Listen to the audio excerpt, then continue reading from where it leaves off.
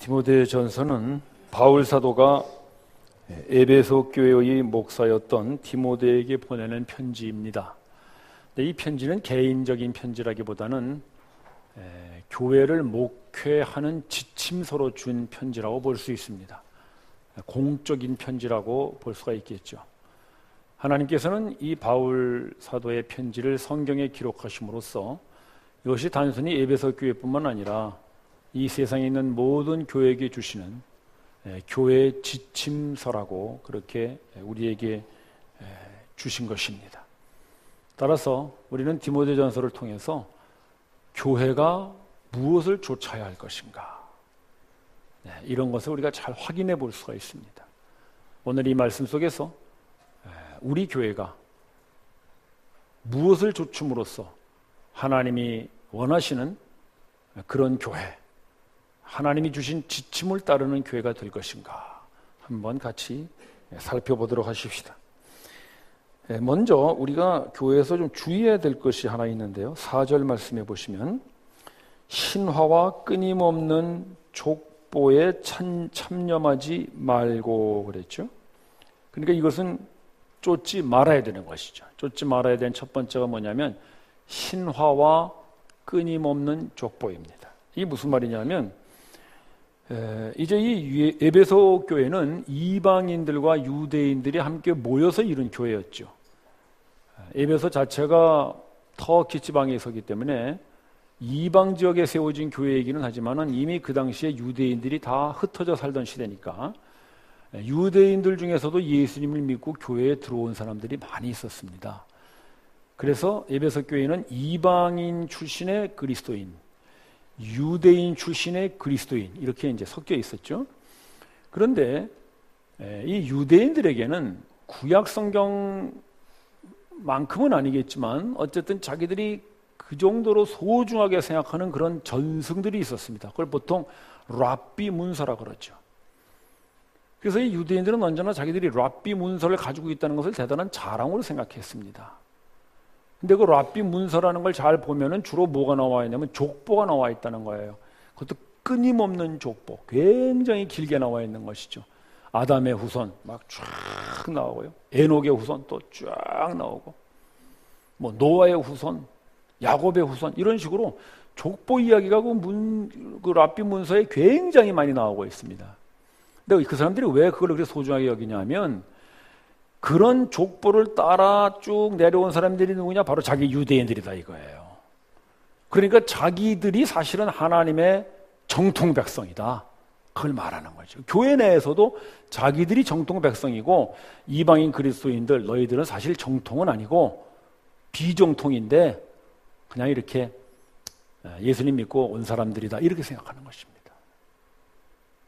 그런데 바울 사도는 그런 신화나 끊임없는 족보를 따르지 말라 이거예요. 창념치 말라는 것이 거기에 집중하지 말라 이것입니다.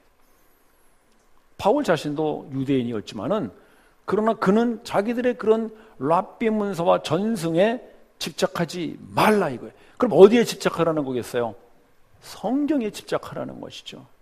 여러분, 신화와 성경의 가장 큰 차이가 뭐냐면요, 신화라는 건 뭡니까? 사람들이 만들어낸 이야기가 신화잖아요. 근데 그 신화의 특징이 뭐냐면요, 언제나 사람들이 만들어내는 얘기에는 좋은 이야기들만 달아가게 되어 있는 것입니다. 나쁜 건 다 빼는 거예요.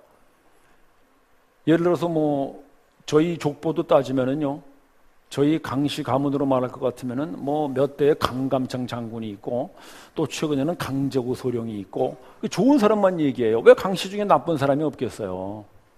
근데 그런 사람 얘기는 싹 빼는 것입니다. 족보라는 게 그런 거예요. 그게 신화예요. 그러니까 좋은 것들만 다 모아놓은 것이죠. 근데 성경은 좋은 것들만 모아놓은 것이 아니라 좋지 않은 사람들의 실수, 실패, 잘못도 다 담겨져 있는 것이 성경인 것입니다. 바울은 그걸 말하는 거예요. 특히 성경에도 족보가 쭉 나오잖아요. 대표적인 족보가 누구의 족보예요? 예수님의 족보죠. 예수님의 족보에 어떤 사건이 벌어져요?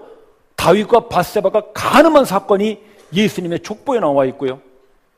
시아버지와 이 며느리가 간음한 그 이야기가 예수님의 족보에 나오고 있는 거예요.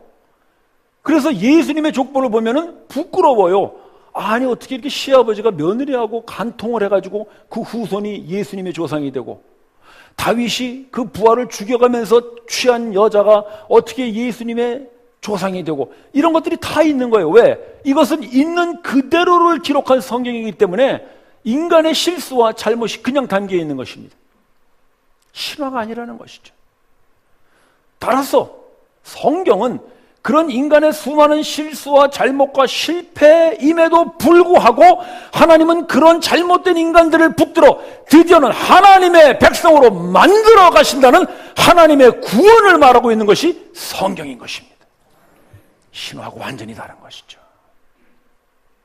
따라서 바울은 신화와 끊임없는 족보에 창념치 말라는 것은 인간의 실수와 잘못과 실패와 그런 것을 자꾸 덮으려고 하지 말고 그런 속에서도 일하시는 하나님을 우리가 믿어야 되는 것이다. 그것이 성경을 믿는다는 것이에요. 따라서 우리가 교회 생활하는데 언제나 주의해야 되는 게 뭐냐면 이런 신화에 자꾸 빠지는 거예요. 예를 들어서 우리 교회는 100년 된 교회야 이런 거. 그 어떤 신화를 만드는 거예요. 100년 동안 우리가 이렇게 해왔고, 또 어떤 분들은 그런 말 하는 분들도 있죠. 우리는 장로교 중에서도 정통 보수야. 보수는 보수지 정통 보수는 또 뭔지 모르겠어요. 어떤 분들은 또 우리는 옥중성도야. 옥중성도라고 여러분 많이 들어보셨죠? 그 신사참배 반대하시다가 옥중에 갇혀 있다가 8.15 해방 맞으신 성도를 옥중성도라고 그러거든요. 그런 것들을 계속 주장하는 거예요. 교회 내에서도. 그래서 교단이 갈라지고요, 교파가 갈라지고 막 갈라지는 것이죠. 그래서 어떤 노 목사님이 그런다 그러잖아요. 하도 파가 갈라지는 게 싫어가지고 설렁탕에 파도 안 넣고 먹는다고. 그게 우리 교회의 현실이라는 거예요. 바로 에베소 교회의 유대인 그리스도인, 이방인 그리스도인들이 그런 걸 가지고 서로 다투는 것 같이 오늘날의 교회 안에도 나는 어떤 어떤 쪽에서 신앙생활을 했었고 하면서 서로 간에 그런 다른 신앙 배경을 가지고 은근히 자기 자랑을 하는 것이죠. 그렇게 하지 말라는 것입니다. 우리는 신화와 끊임없는 족보를 자랑하는 것이 아니라 오로지 인간의 수많은 실수와 잘못을 그대로 두고도 거기에서 일하시는 하나님을 기록한 성경을 믿는 사람들인 것입니다. 그것이 교회가 지켜야 될 진리인 것입니다. 따라서 여러분, 성경 이외의 다른 신화들, 별의별 얘기들 많죠. 나 어떤 분한테도 그런 얘기 들었는데, 하나님이 왜 지구에 사람을 만들었느냐, 천사장이 타락해서 사탄이 됐는데 그 사탄이 떨어진 별이 지구였다. 그래서 그 사탄을 멸하게 하려고 지구에 사람을 창조하셨다. 참 소설에서 보신 것 같아. 근데 그런 것이 마치 성경의 이야기 있냐면 그걸 얘기하고 우리 신화죠, 신화. 그런데 창념하지 말라는 것입니다. 또 교회사에 보면 그런 일도 있어요. 바늘 끝에 천사가 몇 명 올라가 있느냐, 1명이냐 10명이냐 이런 걸 가지고 싸우다가 드디어 서로 전쟁까지 벌어진 사건이 실제로 교회사에 있습니다. 신화와 끊임없는 족보의 갈등들, 그런 것들이 교회를 어지럽히는 것입니다. 따라서 우리 교회는 신화가 아니고 사람들이 만들어낸 이야기가 아니고 오로지 하나님께서 영감으로 우리에게 주신 성경만을 좇는 교회가 되기를 소원합니다. 또 하나 교회가 주의해야 될 게 뭐냐면 7절을 보시면은요, 율법의 선생이 되고자 한다는 거예요. 이거 무슨 얘기냐면 율법을 가지고 다른 사람을 정죄하거나 비판하는 사람들, 그러니까 선생이라는 게 꼭 가르친다는 의미보다는 이렇게 지적하거나 정죄하는 사람들을 두고 하는 얘기예요. 율법의 선생이 되려는 사람들. 누구 얘기하는 거겠어요? 당연히 유대인 그리스도인들을 말하는 것이죠. 그 사람들은 예수님을 믿지만은 예수님만 믿어가지고는 안 된다. 거기에다가 율법도 지켜야 된다. 그걸 강조했던 사람들 아닙니까? 그러니까 이 사람들은 교회 안에 같이 있으면서 이방인 그리스도인들을 보고 언제나 비판했던 거예요. 레위기에 보면 돼지고기 먹지 말라 그랬는데 너희들은 왜 돼지고기를 먹느냐? 이방인들이야 돼지고기가 없어서 못 먹지 왜 안 먹겠어요? 이게 자꾸 비판이 되는 거예요. 또는 성경에 보면 할례를 받으라고 했는데 너희들은 왜 할례를 받지 않느냐? 자기들은 할례 받았다 이거지. 그래가지고 이 이방인 그리스도인들이 혼돈되는 거예요. 율법의 선생이 된다는 것이죠. 교회 안에도 이런 일들이 많이 있을 수 있다는 것입니다. 왜? 우리가 하나님의 말씀을 배우면 배울수록 어떻게 돼요? 그 말씀을 가지고 나를 살펴야 할 텐데 자꾸 다른 사람만 보는 거예요. 저 사람? 이 말씀이 안 맞네? 안 맞아? 율법의 선생이 되는 것이죠. 어느 중년의 부부가 이제 새로운 마음을 먹고 우리도 교회에 좀 나갑시다. 이제 교회에 오셨습니다. 근데 그 주일에 목사님 설교가 10계명에 대한 설교였어요. 1계명 하나님만을 섬기십시오. 2계명 우상을 섬기지 마십시오. 쭉 그러다가 6계명 살인하지 마십시오. 그러더니 이 살인하지 말라는 것은 예수님께서 말씀하시기를 마음으로 누굴 미워하거나 다른 사람을 보고 이 바보 같은 놈아 이렇게 욕만 해도 살인이라고 하셨습니다. 마태복음 5장 산상수훈으로 10계명을 탁 푸신 거예요. 7계명 간음하지 말라. 이 말씀은 예수님이 말씀하시기를 여자를 보고 음욕을 품기만 해도 간음이라고 하셨습니다. 마태복음 5장 말씀으로 해석하시는 거죠. 8계명 도적질하지 마라. 예수님 말씀하시기를 다른 것을 보고 탐심만 생겨도 그것은 네 마음에 이미 도둑질한 것이다. 예수님 말씀으로 10계명을 다 해석하십니다. 훌륭하신 목사님 같아. 우리 교회에 왔다 간 사람이 아닌가 모르겠어. 근데 이 부부가 다 그 설교를 듣고 집에 가서 부부싸움이 벌어진 거예요. 아내가 탁 가자마자 당신 몇 시 전에 우리 친정아버지 구두쇠라고 욕했잖아요. 당신 6계명을 범했어요. 그러니까 남편이 그래? 당신 며칠 전에 내가 백화점 가서 보니까 이것도 보고 저것도 보고 그냥 눈이 막 팽팽 돌아가더구만. 당신 8계명을 어긴 거야. 아이고 서로 싸움이 벌어진 거야.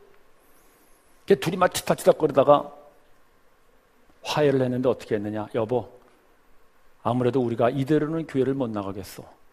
지금 나가지 말고 한 70살쯤 넘어서 교회 나가도록 합시다. 그럼 그때는 우리가 욕심도 없어지고 유혹도 없어지고 그때는 좀 교회 나갈 만하지 않겠어. 해서 교회를 떠났다는 이야기를 제가 한번 만들어 보았습니다. 왜냐하면 실제로 율법을 그렇게 사용하는 사람들이 많이 있기 때문인 것입니다. 바로 지금 바울이 그 얘기를 하는 거예요. 너희들이 그렇게 율법을 사용하는구나. 율법의 선생이 되어서 교회 내에서 율법을 들으면 들을수록 그걸 가지고 계속 다른 사람을 찍고 이렇게 하는구나. 그렇게 하지 말라는 것입니다. 그러면 하나님께서 율법을 주신 이유가 뭐냐? 그걸 잘 알고 이 율법을 너희들이 들어야 되지 않겠느냐. 그 얘기를 하시는 거예요. 그 이유가 뭐냐? 우리 9절 말씀을 보실까요? 9절 말씀 보시면 알 것은 이것이니 곧 율법을 주신 이유를 알아라 이런 말이죠. 법은 율법을 말하는 거예요. 옳은 사람을 위하여 세운 것이 아니요. 여러분 이게 중요한 거예요. 옳은 사람을 위하여 세운 것이 아니라 어떤 사람을 위하여 율법을 주셨냐면 불법한 자, 복종치 않는 자, 경건치 않는 자 이런 사람들을 위하여 주신 것이 율법이라는 것입니다. 자 여러분 복종치 않는 자 누구에게 복종치 않는다는 거겠어요? 하나님께 복종치 않는 거죠. 1계명을 말하는 거예요. 하나님 외에 다른 신을 섬기지 마라. 근데 너는 다른 신을 섬기고 있지 않느냐? 네가 복종치 않는지 아느냐? 너 같은 사람을 위하여 하나님께서 율법을 주시는 것이다. 즉 이 율법은 뭐예요? 그 사람을 구원하기 위하여 주는 것이 아니라 그 사람을 심판하고 경고하기 위하여 주는 것이 율법이라는 것이에요. 또 뭐라 그랬어요? 경건치 않은 자 2계명을 말하는 거거든요. 우상 섬기는 자. 그 당시에 우상이라는 것은 주로 음란한 그런 우상들이었죠. 특히 에베소에 유명한 우상이 있죠. 유방이 20개나 달린 아데미 여신상. 이게 음란의 신이거든요. 그래서 그 신에게 그런 어떤 음란한 종교 행위를 드림으로써 다산과 풍요를 얻을 수 있다. 이게 이 사람들의 우상이었어요. 그 사람들이 그렇게 경건치 않은 삶을 살고 있었다는 것이죠. 또 거룩지 않고 망령된 자, 하나님의 이름을 망령되이 일컬지 마라. 3계명이에요. 또 아비를 치고 어미를 치는 자, 5계명이죠. 부모를 공경하라. 왜 그 율법을 주셨냐 이거예요. 그 율법을 주기 전에 그 에베소 사람들이 무슨 짓을 했어요? 부모를 치고 어미를 치는 그런 부모를 공경하지 않는 짓들을 하고 있었기 때문에 너희들에게는 이 율법이 필요한 거다. 그 얘기를 하시는 거예요. 그거 가지고 다른 사람 지적하고 흠잡지 말고 바로 네가 그런 사람이니까 네가 이 율법을 들어야 된다. 그걸 말씀하시는 것입니다. 또 뭐라고 그랬어요? 네, 살인하는 자 6계명이죠. 10절에 음란한 자, 남색하는 자, 간음을 말하는 거예요. 7계명. 또 뭡니까? 탐심이 있는 자 8계명, 도적질하는 것이죠. 그 다음에 거짓 맹세하는 자 9계명, 내 이웃을 해하려고 거짓 증거하지 마라. 모든 이 계명을 하나님께서 주신 이유가 무엇이냐면 바로 그걸 가지고 네가 그런 사람이라는 걸 알아라. 그래서 율법을 주신 거예요. 그런데 그걸 가지고 자기 자신을 살피지 않고 다른 사람을 비판하고 다른 사람을 정죄한다면 그것이 바로 율법의 선생이 되고자 하는 것이다. 그것이 2000년 전 에베소 교회뿐만 아니라 오늘 우리 교회 안에도 우리들 속에도 여전히 남아있기 때문에 하나님 우리에게 이 말씀을 주고 계시는 것입니다. 따라서 우리가 하나님의 말씀을 들으면 들을수록 그 말씀으로 나를 비춰봐야지 자꾸 다른 사람을 비교하고 저 사람은 이래서 안 돼, 저 사람은 저래서 안 돼. 그러는 것은 율법의 선생이 되고자 하기 때문이라고 하나님 말씀하십니다. 그렇게 하지 말라는 것이죠. 그러면 도대체 우리가 신화를 또 쫓지 않고 율법의 선생이 되어서도 안 되고 그럼 우리가 무엇을 좇아야 할 것인가? 그걸 오늘 바울 사도가 말하는 것입니다. 그게 바로 10절 말씀입니다. 10절 후반부에 보시면 바른 교훈을 좇으라. 바른 교훈. 이 바른 교훈이라는 말은 건강한 교훈이다 그런 말이에요. 건강한 교훈. 그러니까 신화, 율법의 선생이 되고자 이런 것은 모두 건강하지 않은 거죠. 한마디로 좋지 않은 거예요. 그런데 좋은 교회, 건강한 교회를 이루기 위해서 우리가 좇아야 될 것이 있는데 그게 뭐냐면 바로 바른 교훈인 거예요. 그 바른 교훈이 뭐냐? 11절 여러분들이 한번 읽어보시기 바랍니다. 시작.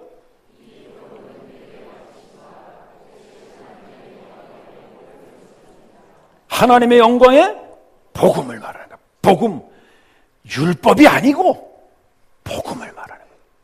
신화가 아니고 복음을 말하는 거예요. 그럼 복음을 좇으면 어떻게 우리가 좋은 교회가 되고 건강한 교회가 되느냐? 예, 우리 성경 말씀 한번 잠깐 볼까요? 로마서 말씀인데요. 로마서 3장 말씀인데요. 보시면 모든 사람이 죄를 범하였음에 즉 여기에 나오는 그 말씀이죠. 우리가 불법한 자, 죄를 범한 자, 죄인들의 우리 모두가. 그래서 사실은 교회 안에 들어와 있어도 여전히 우리 속에는 이런 어떤 탐심과 유혹과 여러 가지 시기와 미움과 이런 것들이 여전히 우리 속에 있다는 거예요. 그런 사람들이 다 에베소 교회 안에 있었으니까 우리 교회 안에도 똑같이 있다는 것이죠. 그래서 모든 사람이 그랬는데 그런 사람들이 어떻게 됐어요? 하나님의 영광에 이르지 못했어요. 그러니까 우리가 그런 이 죄인된 마음으로 살아가고 있기 때문에 하나님의 영광에 이르지 못했는데 자 11절 다시 한번 보실까요? 본문 11절 보시면 하나님의 영광의 복음을 우리가 좇아야 된다는 거예요. 특별히 이 복음을 하나님의 영광의 복음이라고 말한 것은 뭐냐면 우리가 죄인 되어서 하나님의 영광에 이르지 못했던 그 하나님 앞에 이제는 복음을 통하여 우리가 하나님의 영광에 이를 수 있는 길이 여기에 있다라는 것을 말씀하시는 것입니다. 따라서 우리는 율법을 통하여 하나님 앞에 서는 것이 아니라 율법을 통하여 하나님의 영광에 동참하는 것이 아니라 오로지 하나 복음을 통하여 우리는 하나님 앞에 설 수 있다라고 바울이 말하는 것입니다. 그래서 복음을 좇으라는 거예요. 그럼 이 복음이 왜 우리를 하나님 앞에 그 영광에 서게 하시는가? 우리 그 다음 로마서 3장 25절 말씀인데 한번 보실까요? 보시면 네, 지금 예수님 얘기가 나오죠. 복음을 얘기하는데 하나님께서 예수님을 주셨는데 뭐로 주셨냐면 화목제물로 주셨어요. 화목제물이라는 것은 하나님과 우리의 관계를 다시 회복시켜준다는 뜻이잖아요. 화목하게 해주시니까. 그러니까 우리가 하나님과 화목되어질 수 있는 길은 뭐냐? 율법이 아니다. 율법은 너희를 정죄하고 그것으로 너희가 나름을 비난할 뿐이지만 우리를 하나님과 화목되게 세울 수 있는 길은 오로지 하나, 바로 예수 그리스도의 복음뿐이다. 그걸 말하는 것입니다. 따라서 우리가 예수님을 통해서 하나님 앞에 서면 이제 우리가 옳지 않은 사람에서 옳은 사람이 되어줄 줄을 믿으십시오. 그걸 의인이라는 것입니다. 의인. 우리는 죄인이었습니다. 그런데 이제 그 화목제물 대신 예수 그리스도의 복음을 통하여 우리를 하나님 앞에 옳은 사람으로 세워주십니다. 그래서 우리가 의인이 되었다는 거예요. 근데 우리의 마음속에는 어때요? 여전히 죄악과 유혹과 욕심과 탐심과 미움과 시기가 여전히 남아있어요. 여전히 남아있기 때문에 그것을 다 치우고 하나님 앞에 서려고 하다 보니 율법 때문에 우리는 정죄받고 다른 사람도 비난하고 마는 것입니다. 드디어 그 이야기 속에 부부와 같이 교회를 떠나고 마는 것이죠. 그러나 율법이 아니라 우리의 이런 욕심과 탐심과 유혹과 이런 죄악 속에도 불구하고 예수의 복음을 통하여 우리가 하나님과의 관계가 회복되어서 우리를 옳은 사람, 의인이라고 세워주셨으면 그때부터 여러분들을 진짜로 의인되게 만드시는 분이 하나님이신 줄을 믿으십시오. 그걸 믿음이라고 하는 것입니다. 그게 믿음인 것입니다. 따라서 믿음이란 내가 이렇게 해서 유혹 버리고 탐심 버리고 정욕 버리고 하나님 앞에 의로운 사람이 돼야지라고 하는 것이 믿음이 아니고, 내가 지금 비록 이렇게 율법을 이루지 못하고 사는 사람이지만 하나님께서 그 복음으로 말미암아 나를 옳은 사람이라고 하나님의 영광에 세워 주심으로써 이제부터 하나님이 나를 그런 사람으로 만들어 주실 것을 믿습니다 하는 것이 바로 복음으로 하나님을 믿는 사람들인 것입니다.